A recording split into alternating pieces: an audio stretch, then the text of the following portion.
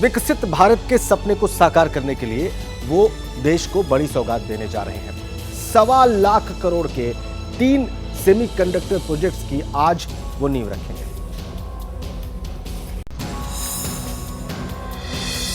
दुनिया भर की सेमीकंडक्टर कंपनियां भारत को उभरते सेमीकंडक्टर हब के तौर पर देख रही हैं और सेमीकंडक्टर सेक्टर में भारत का डंका बजाने के लिए प्रधानमंत्री मोदी सुबह 10:30 बजे वीडियो कॉन्फ्रेंसिंग के जरिए इंडियाज टेकेड चिप्स फॉर विकसित भारत कार्यक्रम में शामिल होंगे। लगभग 1,25,000 करोड़ रुपए के 3 सेमीकंडक्टर प्रोजेक्ट्स का शिलान्यास करेंगे।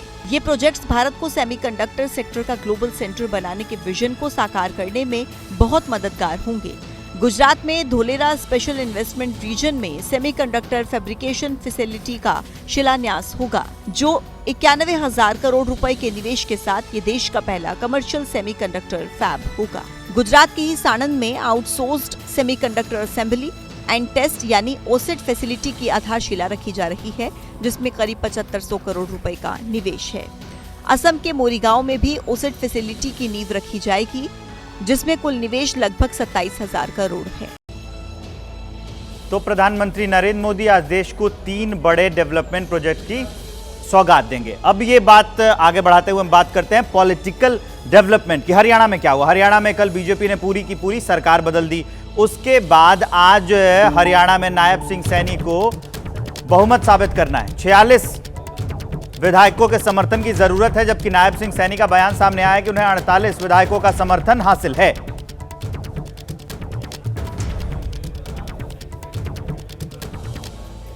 तो पिछले 24 घंटों में हरियाणा की सियासत 360 डिग्री घूम चुकी है। खट्टर राज खत्म हो चुका है और नायब सिंह हरियाणा की राजनीति के नए नायक हैं। आज उनको विधानसभा में अपना बहुमत साबित करना है। करीब 4.25 साल पहले सरकार बनाने के लिए बीजेपी और जेजेपी साथ आए थे, लेकिन मंगलवार को दोनों की राहें जुदा हो गई। जेजेपी से गठबंधन टूटने के बाद मनोहर लाल खट्टर की जगह कुरुक्षेत्र से सांसद सैनी ने मंगलवार को हरियाणा के 11वें मुख्यमंत्री के रूप में शपथ ली। साथ में 5 और विधायकों ने मंत्री पद की शपथ ली। आज सुबह 11 बजे नायब सरकार को सदन में बहुमत साबित करना है, जिसके लिए 46 विधायकों के समर्थन की जरूरत है और नायब सिंह सैनी ने राज्यपाल को 48 विधायकों का समर्थन पत्र सौंपा है। 48 विधायकों का समर्थन पत्र मुहिम राज्यपाल जी को दिया गया है। विश्वास साफ भी है, उसको प्राप्त करेंगे। इसी बीच नए सियासी समीकरण से नाखुश और शपथ ग्रहण से दूरी बनाए रखने वाले अनिल विज सियासी उठापटक के बीच गोलगप्पों का स्वाद चखते नजर आए। एक स्वभाव है, थोड़ा नाराज जल्दी होते हैं, लेकिन नाराज होने के बाद बहुत जल्दी ठीक भी होते हैं। तो मेरा भरोसा है कि वो नाराजगी आज उनकी है। आज हमने बात की थी उनसे, बात कल में फिर बात करेंगे, परसों फिर बात करेंगे। इसी बीच हरियाणा के सियासत से एक और बड़ी खबर जानिए। हरियाणा के हिसार में 11 बजे जेजेपी रैली करने वाली है। शक्ति प्रदर्शन करेगी। जेजेपी 9 संकल्प रैली के जरिए अपनी शक्ति दिखाएगी।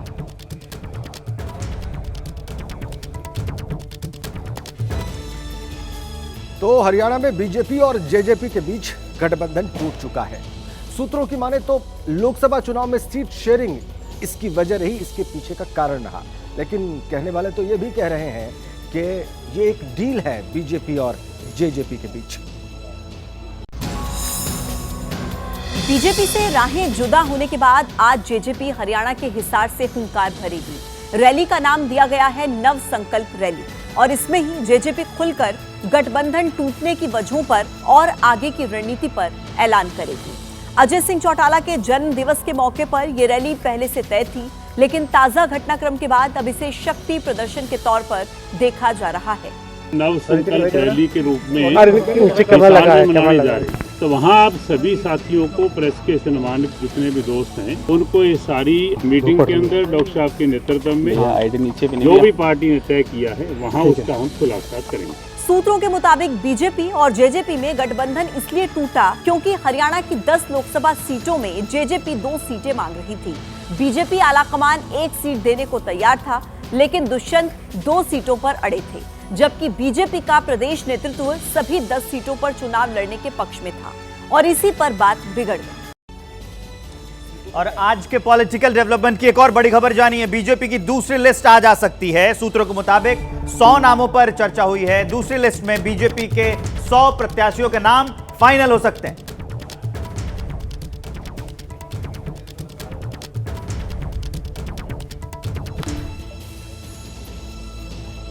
बीजेपी की तो आज दूसरी लिस्ट आ सकती है, लेकिन कल कांग्रेस की दूसरी लिस्ट आ गई। उसमें जिन नामों का ऐलान हुआ उसमें 6 राज्यों के उम्मीदवारों के नाम शामिल हैं। अब तक कुल पहली और दूसरी लिस्ट मिला दी जाए तो कांग्रेस ने अपने 82 उम्मीदवार घोषित कर दिए।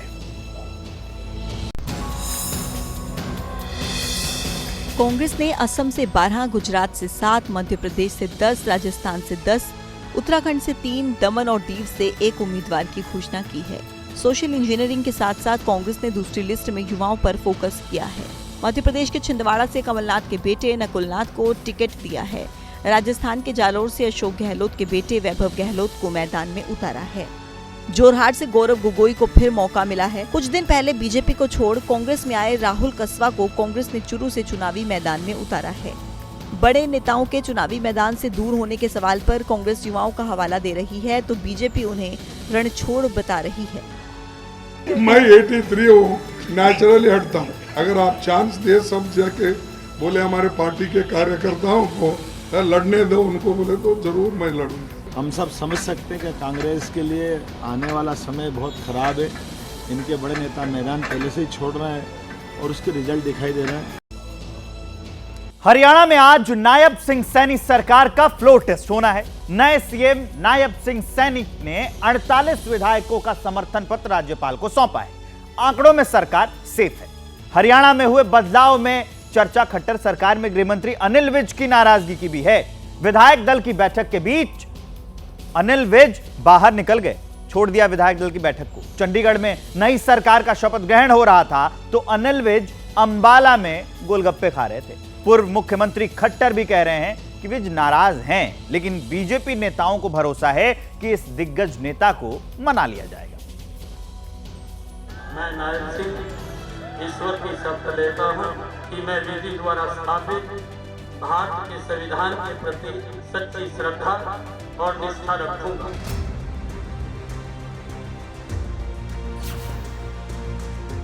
मैं नायब सिंह चंडीगढ़ में नई सरकार का शपथ ग्रहण चल रहा है कि मैं विधि द्वारा स्थापित हरियाणा बीजेपी के दिग्गज नेता अनिल विज अंबाला में थे। ऐसे मुख्यमंत्री नायब सैनी सीएम पद की शपथ ले रहे थे। उचित निर्वहन के लिए ऐसा करना अपेक्षित हो। अनिल विज अंबाला में अपने परिवार के साथ वक्त बिता रहे थे।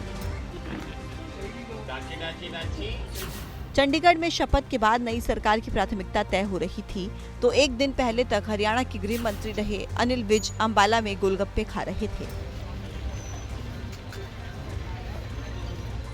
नायब सिंह सैनी के मंत्रिमंडल में जेपी दलाल, कंवरपाल गुर्जर, मूलचंद शर्मा, बनवारी लाल और रंजीत चौटाला को शपथ दिलाई गई, लेकिन एक पद खाली रह गया।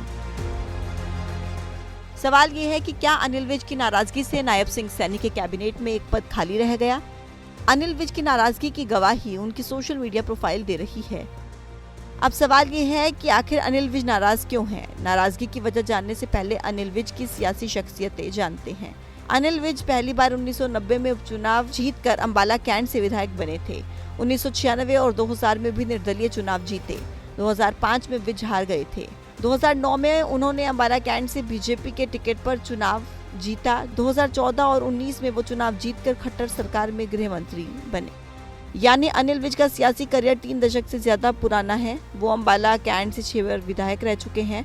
सूत्रों के मुताबिक अनिल विज खट्टर के बाद खुद को सीएम पद की रेस में मान रहे थे। विज को उम्मीद थी कि उन्हें मौका दिया जाएगा, लेकिन मौका मिला नायब सिंह सैनी को, जो हरियाणा की सियासत में अनिल विज से जूनियर हैं। इतना ही नहीं, सूत्रों के मुताबिक अनिल विज से नई कैबिनेट में गृह मंत्रालय लेने की भी अटकलें लग रही थी। इसलिए नाराज विज विधायक दल की बैठक छोड़कर अंबाला चले गए।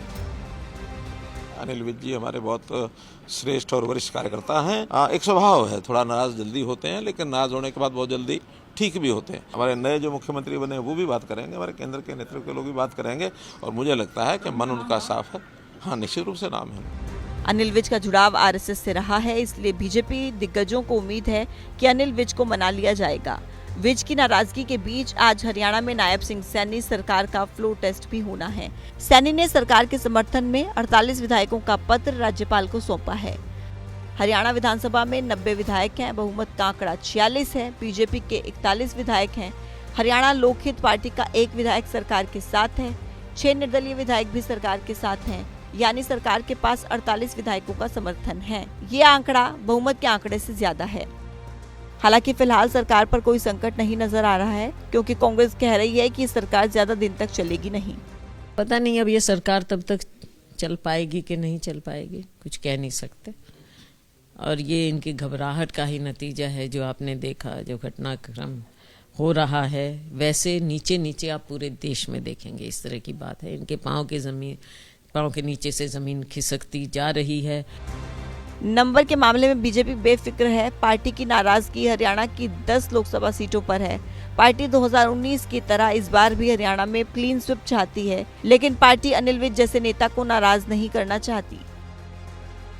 भारतीय जनता पार्टी के अंदर बहुत कार्यकर्ता हैं और मनोहर लाल खट्टर जी ने 10 वर्ष एक तपस्वी के रूप में एक बहुत अच्छी भूमिका यहाँ अदा की है। जो विधायक दल ने नया नेता चुना है, अब उनके नेतृत्व में पार्टी आगे बढ़ेगी और वहाँ सरकार अगली जो चुनाव होने वाले हैं उसमें भी भूमिका अदा करेगी।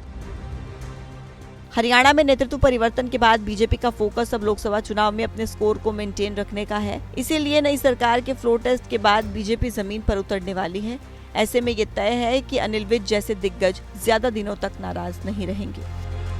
और अब एक नजर देश की तमाम बड़ी खबरों पर सिर्फ 2 मिनट में। मथुरा कृष्ण जन्मभूमि शाही ईदगाह में आज इलाहाबाद हाईकोर्ट में सुनवाई। पिछली सुनवाई के दौरान मुस्लिम पक्ष की तरफ से रखी गई थी दलीलें।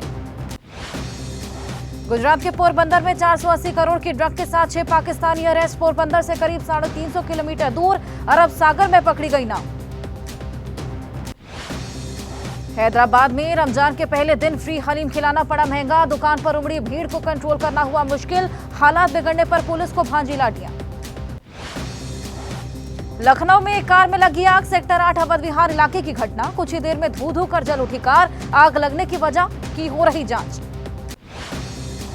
यूपी के महोबा में खनन के दौरान चट्टान दरकने से हादसा। 3 मजदूरों की मौत, 2 की हालत गंभीर। मुंबई के बोरीवली इलाके में निर्माणाधीन इमारत पर हादसा। बिल्डिंग की 16वीं मंजिल से गिरे कई मजदूर। यूपी के गाजीपुर में पाइपलाइन निर्माण के लिए खोदे गए गड्ढे बने मुसीबत। सड़क से गुजर रहा बाइक सवार गड्ढे में गिरा। राजस्थान के जैसलमेर में फाइटर प्लेन हुआ क्रैश। जवाहर कॉलोनी के छात्रावास के ऊपर गिरा प्लेन। गोरखपुर में निकाला गया फ्लैग मार्च। पुलिस की तरफ से शहर के कई इलाकों में सड़क पर मार्च करते नजर आए जवान। फिरोजाबाद के सरकारी अस्पताल में मरीज बनकर पहुंची एसडीएम सदर कृति राज। घूंघट से चेहरा छिपाकर व्यवस्थाओं का जायजा लिया। मध्य प्रदेश से अयोध्या भेजा गया दुनिया का सबसे बड़ा नगाड़ा। नगाड़े का वजन करीब 1 टन। उत्तराखंड के अल्मोड़ा में शुरू हुई होली की खुमारी। महिला और जगह जगह खड़ी होली का आयोजन हुआ। हरियाणा में बीजेपी का चेहरा बदला। गठबंधन तोड़ा। इसका कनेक्शन 2024 लोकसभा चुनाव से जोड़ा जा रहा है। अब हम आपको 2024 लोकसभा चुनाव से पहले सबसे बड़ा ओपिनियन पोल दिखाने जा रहे हैं। एबीपी न्यूज और सी वोटर्स के इस ओपिनियन पोल में देश के मूड और मिजाज का पता चलेगा। देश के 7 राज्यों और 2 केंद्र शासित प्रदेशों में क्या है लोगों का मूड, दिखाते हैं आपको एबीपी न्यूज और सी वोटर के ओपिनियन पोल।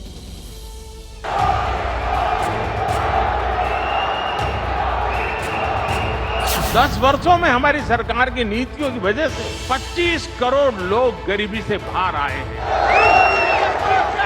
और मैं पक्का मानता हूं पूज्य बापू की आत्मा जहां भी होती होगी हमें आशीर्वाद देती है।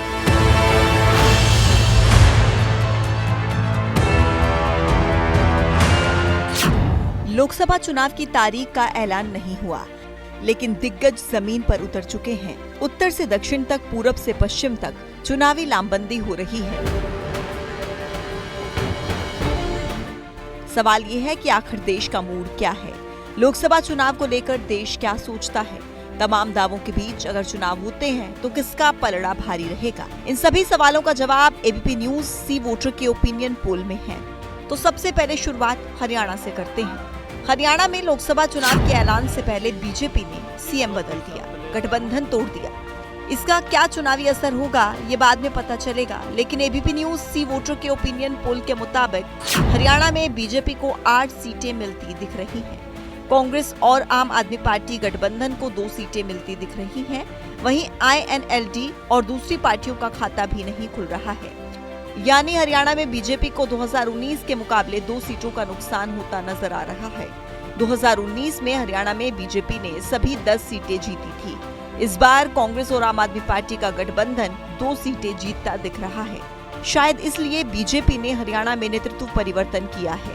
भारतीय जनता पार्टी की परंपरा रही है कि हम संगठन में समय समय पर नए जो नेतृत्व को आगे लाते हैं। पार्लियामेंट्री बोर्ड ने कुछ इस प्रकार का निर्णय लिया है। इससे कम से कम मैं प्रसन्न हूं कि एक नया नेतृत्व समय रहते और आगे उभरा है। हरियाणा के बाद अब बात राजस्थान की, जहां विधानसभा चुनाव में बीजेपी ने एक तरफा जीत दर्ज की और भजन लाल शर्मा जैसे नए चेहरे को मुख्यमंत्री बनाया।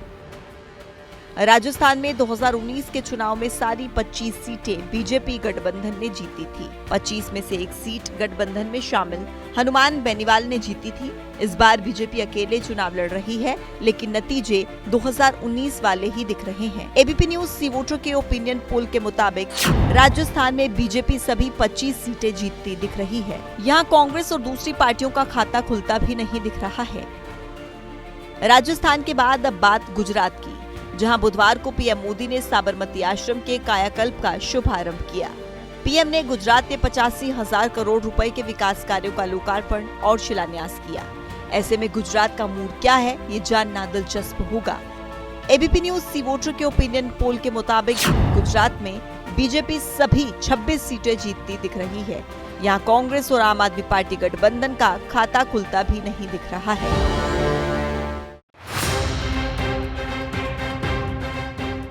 यानी गुजरात का नतीजा 2024 में भी वैसा हो सकता है जैसा 2019 में था। यहाँ बीजेपी क्लीन स्वीप कर रही है। अब बात हिमाचल प्रदेश की। उत्तर भारत में इकलौता राज्य है जहाँ कांग्रेस अपने बूते पर सरकार में है। हालांकि हिमाचल में कांग्रेस की सरकार बगावत से जूझ रही है। सवाल ये है कि विधानसभा चुनाव में जीतने वाली कांग्रेस का लोकसभा चुनाव में प्रदर्शन कैसा रहेगा। एबीपी न्यूज सी वोटर के ओपिनियन पोल के मुताबिक हिमाचल प्रदेश की सभी 4 सीटें बीजेपी के खाते में जाती दिख रही हैं। हिमाचल प्रदेश में कांग्रेस का खाता भी नहीं खुल रहा है। यानी हिमाचल प्रदेश के नतीजे भी 2019 की तरह हो सकते हैं। 2019 में भी यहां बीजेपी ने सभी 4 लोकसभा सीटें जीती थी। हिमाचल प्रदेश के बाद उत्तराखंड का मिजाज जानते हैं। उत्तराखंड में समान नागरिक संहिता की पहल कर धामी सरकार चर्चा में है। ऐसे में एबीपी न्यूज सी वोटर के ओपिनियन पोल के मुताबिक उत्तराखंड में 2024 के चुनाव में भी सभी 5 लोकसभा सीटें बीजेपी जीतती दिख रही है। उत्तराखंड में इस बार लोकसभा चुनाव में कांग्रेस का खाता खुलता भी नहीं दिख रहा है। यानी 2014 और 2019 के बाद 2024 में भी उत्तराखंड में कांग्रेस का खाता नहीं खुलेगा। उत्तराखंड में कांग्रेस की तकदीर और चुनावी तस्वीर बदलती नहीं दिख रही है। उत्तराखंड के बाद अब बात जम्मू कश्मीर की, जहां चंद दिन पहले पीएम मोदी पहुंचे थे। पिछले चुनाव में जम्मू कश्मीर में लद्दाख समेत 6 सीटें थी। इस बार लद्दाख अलग है और सीटें 5 हैं। एबीपी न्यूज सी वोटर के ओपिनियन पोल के मुताबिक जम्मू कश्मीर की कुल 5 सीटों में से बीजेपी को 2, कांग्रेस गठबंधन को 3 सीटें मिलती दिख रही हैं। यानी यहाँ पर भी नतीजे 2019 की तरह ही हैं। जम्मू कश्मीर से अलग हुए लद्दाख का हाल भी आपको बताते हैं। एबीपी न्यूज सी वोटर के ओपिनियन पोल के मुताबिक लद्दाख में 1 सीट बीजेपी के खाते में जाती दिख रही है। यानी लद्दाख का नतीजा भी 2019 की तरह ही बीजेपी के पक्ष में है। उत्तर भारत के इन राज्यों में विपक्ष के लिए कुछ खास नहीं बदला है। सिर्फ हरियाणा को छोड़ दें तो यहाँ राज्यों में एबीपी न्यूज सी वोटर के ओपिनियन पोल के नतीजे 2019 की तरह ही दिख रहे हैं।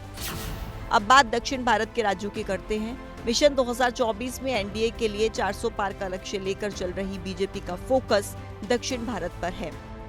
पीएम इस साल 4 बार तमिलनाडु जा चुके हैं। इसका जमीन पर क्या असर है, ये जानने के लिए हम आपको एबीपी न्यूज सी वोटर के ओपिनियन पोल का रिजल्ट बताते हैं। ओपिनियन पोल के मुताबिक तमिलनाडु में डीएमके गठबंधन यानी इंडिया अलायंस सभी 39 सीटें जीतता दिख रहा है। यहाँ बीजेपी गठबंधन को कोई सीट नहीं मिल रही है। दक्षिण के इस राज्य में डीएमके और कांग्रेस गठबंधन पूरी तरह से क्लीन स्वीप कर रहा है। अब बात केरल की करते हैं। पीएम इस साल 2 बार केरल भी जा चुके हैं। अब तक केरल में बीजेपी का खाता भी नहीं खुला है। एबीपी न्यूज सी वोटर के ओपिनियन पोल के मुताबिक केरल में सभी 20 सीटें कांग्रेस के नेतृत्व वाला यूडीएफ गठबंधन जीतता दिख रहा है। केरल में बीजेपी इस बार भी शून्य पर ही नजर आ रही है। इतना ही नहीं, लेफ्ट के नेतृत्व वाले गठबंधन का खाता भी केरल में नहीं खुल रहा है। यानी एबीपी न्यूज सी वोटर के ओपिनियन पोल का संकेत यही है कि 2024 लोकसभा चुनाव के नतीजे भी 2019 की तरह ही रहने वाले हैं। दक्षिण के राज्यों में कांग्रेस और दक्षिण की पार्टियों का गठबंधन हावी है, लेकिन उत्तर भारत में बीजेपी अपने दम पर क्लीन स्वीप करती नजर आ रही है।